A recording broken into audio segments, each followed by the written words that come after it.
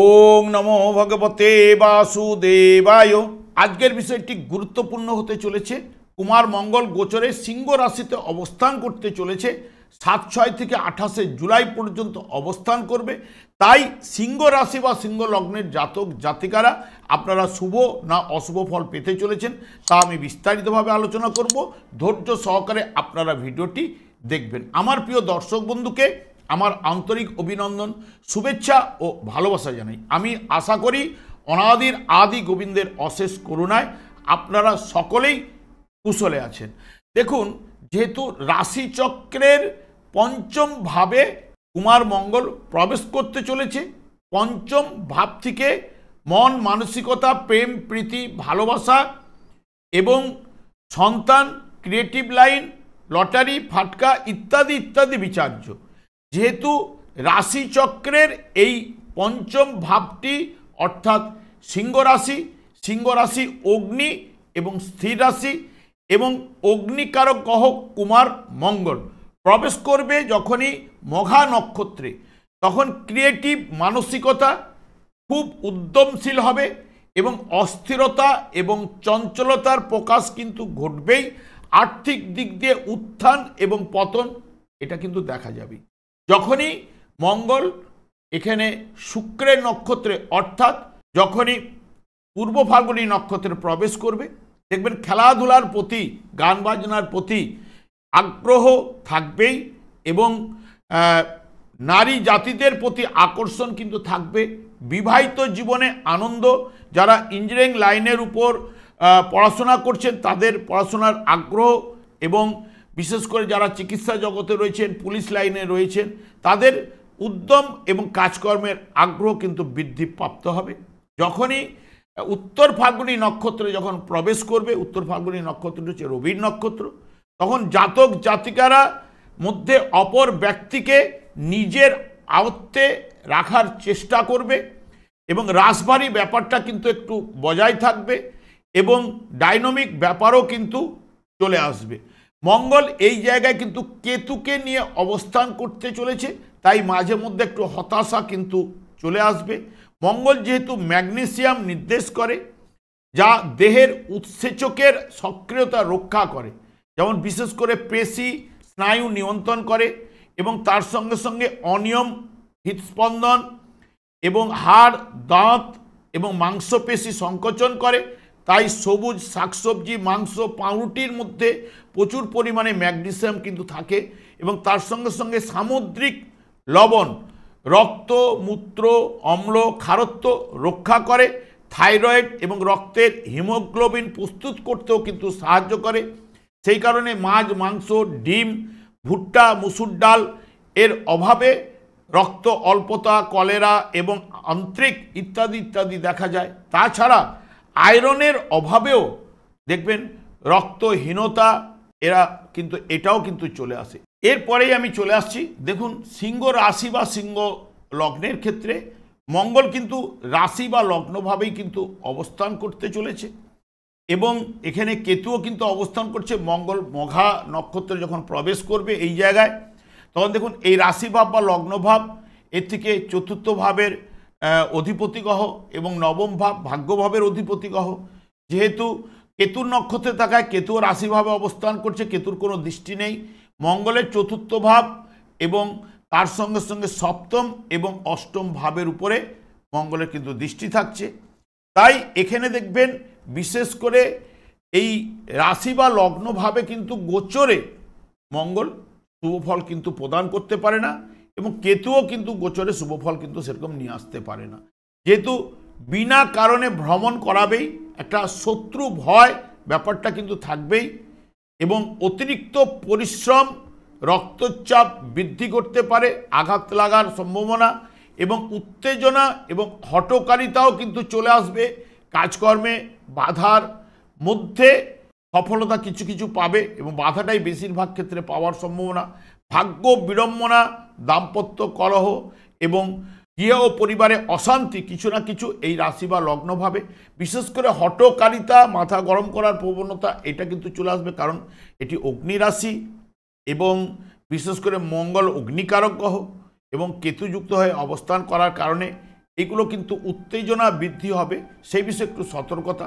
মঙ্গল যার জন্মকালীন যদি শুভ থাকলে হয়তো কিছুটা ফলের তারতম্য বা হ্রাস ঘটবে, অশুভ প্রভাবে এখানে কিছুটা মনোবল বৃদ্ধি হবে, ব্যবসা বাণিজ্যে মিশ্র ফল পেলেও এবং পরিকল্পিত কাজকর্মের দায়িত্ব এবং কিছুটা হলো সফলতা, এগুলো কিন্তু মঙ্গল কিছুটা হলো নিয়ে আসবে, যেহেতু ভাগ্যপতি গ্রহ এবং সুখপতি গ্রহ আপনাদের রাশি বা লগ্নভাবে থাকছে। হয়তো গোচর চলাকালীন শুভ ফল প্রদান করতে পারে না, যদি জন্মকালীন যদি শুভ থাকে তাহলে কিন্তু শুভ ফল অতি অবশ্যই দেখবেন আর্থিক দিক দিয়েও বলুন, এগুলোর দিক দিয়ে পজিটিভ রেজাল্ট আনবে।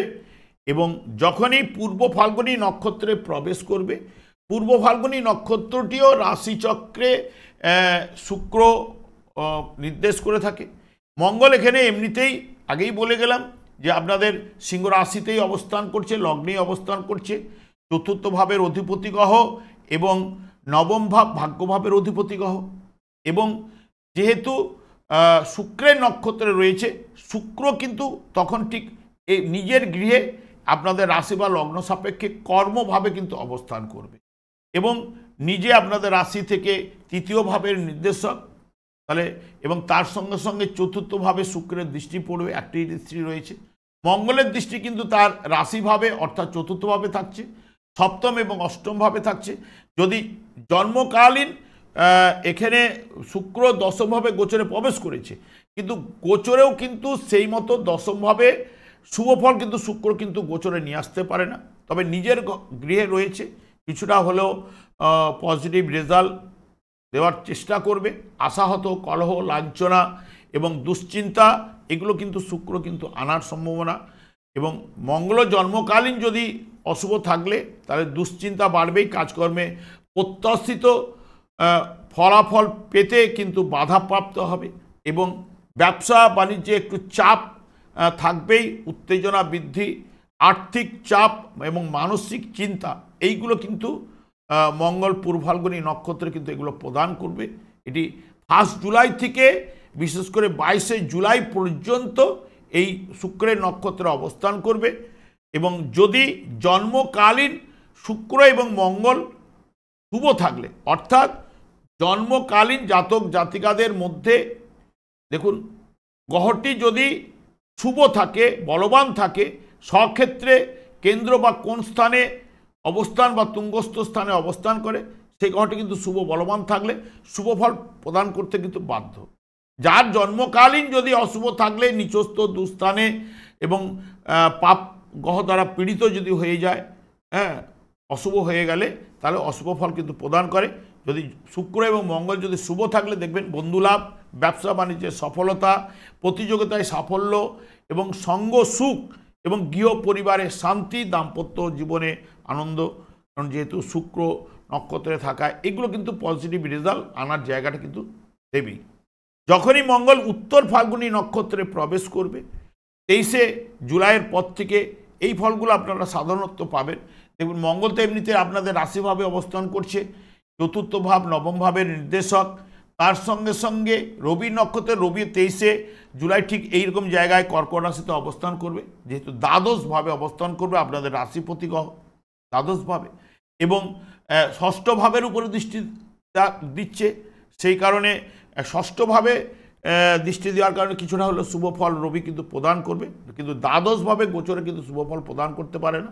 তার সঙ্গে সঙ্গে মঙ্গল এখানে যেটা চতুর্থ ভাব এবং সপ্তম এবং অষ্টম ভাবের দৃষ্টি কিন্তু থাকছেই, তবে দ্বাদশভাবে মঙ্গল শুভ অশুভ যাই থাকুক না কেন বিনা প্রয়োজনে ভ্রমণ করায় হতাশায় আচ্ছন্ন করে রাখে এবং আর্থিক ক্ষতি বা ব্যয় এনে দেয় এবং যে কোনো সমস্যার উদ্ভব কিন্তু ঘটে যাওয়ার সম্ভাবনা থাকে এবং মানসিক চাপ এবং উচ্চ রক্তচাপ, এমনিতেই মঙ্গল অগ্নিকারক গ্রহ, রবিও অগ্নিকারক গ্রহ, এটি অগ্নিও রাশি এবং বন্ধুর দ্বারা ক্ষতি এবং স্বাস্থ্য বিষয়ে দুর্বল, কাজকর্মে বাধা বিপত্তি এগুলো কিন্তু নিয়ে আসার চেষ্টা করবে। তবে আপনাদের ক্ষেত্রে মঙ্গল দেখুন ভাগ্যপতি গ্রহ এবং চতুর্থপতি সুখপতি গ্রহ, যদি এখানে এইগুলো সাধারণত নির্দেশ করছে, কিন্তু যদি জন্মকালীন শুভ থাকলে ভাগ্য বা কর্মে বা সুখের জায়গাটা কিছুটা হলেও আপনারা বৃদ্ধিপ্রাপ্ত হবেন। তবে রাশি বা লগ্ন যেহেতু এই জায়গায় গোচর চলাকালীন ঠিক অতটা শুভ ফল প্রদান করতে পারে না, মিশ্র ফল কিছুটা পাওয়ার সম্ভাবনা আপনারা পেতে পারেন। তবে যাদের ক্ষেত্রে শুভ ফল পাচ্ছেন না, বাধা বিপত্তি পাচ্ছেন, এই ঠিক দেখবেন 7ই জুনের পর থেকে তারা বিশেষ করে কিন্তু সাদা রংটা একদমই ব্যবহার কিন্তু করবেন না, এইটুকু আপনাদের বলতে পারি। এবং দান যদি কাউকে করেন, সেই দানের কথা কাউকে কিছু বলবেন না। এই দুটো কাজ দেখুন করার চেষ্টা করুন, দেখবেন এইখানে 45 দিন অবস্থান করবে মঙ্গল, তাহলে দেখবেন অনেকটাই শুভ ফল মঙ্গলের মাধ্যমে আসার সম্ভাবনা। এমনিতেই মঙ্গল অগ্নিকারক গ্রহ, আপনাদের রাশি বা লগ্নভাবে থাকার জন্য কিছুটা উত্তেজনা বা হঠকারিতা, এই জায়গাটা যতটা পারবেন সাবধানতা অবলম্বন করলে ভালো। কারণ দেখুন কারো তো ব্যক্তিগত জন্মছক তো আমরা বিচার বিশ্লেষণ করছি না, অনেকের ক্ষেত্রে যদি দুর্বল থাকলে তাদের ক্ষেত্রে কিছুটা নেগেটিভ প্রভাব কিন্তু পেতে পারেন। তারা এই যেগুলো বলে গেলাম, সাদা রঙটা একটু কম বা না পরাই ভালো 45 দিন, এবং বিশেষ করে কাউকে দান করলে দানের কথা কাউকে বলবেন না। আমি আর দীর্ঘায়িত করছি না, আমি আচার্য কমল শাস্ত্রী, প্রত্যেক বুধবার এবং শুক্রবার সন্ধ্যা 8:30 এই চ্যানেল লাইভ অনুষ্ঠান নিয়ে উপস্থিত হই। ঠিক ওই সময় আমাকে ফোন করলে আপনারা নিজেদের ভাগ্য বিষয়ে জানতে পারবেন। তাছাড়া বিভিন্ন ধরনের ভিডিও আপলোড করে থাকি, সেগুলি পাওয়ার জন্য আমার চ্যানেলটিকে সাবস্ক্রাইব করে বেল আইকনে ক্লিক করে রাখুন। যখন আমি লাইভ অনুষ্ঠান বা যে কোনো ভিডিও আপলোড করলে আপনাদের নোটিফিকেশন পৌঁছে যাবে। আমি অনাদিরাদি গোবিন্দের কাছে প্রার্থনা করি আপনারা ভালো থাকুন, সুস্থ থাকুন, আনন্দ থাকুন। আজ এই পর্যন্ত, পরের ভিডিওতে দেখা হচ্ছে। নমস্কার।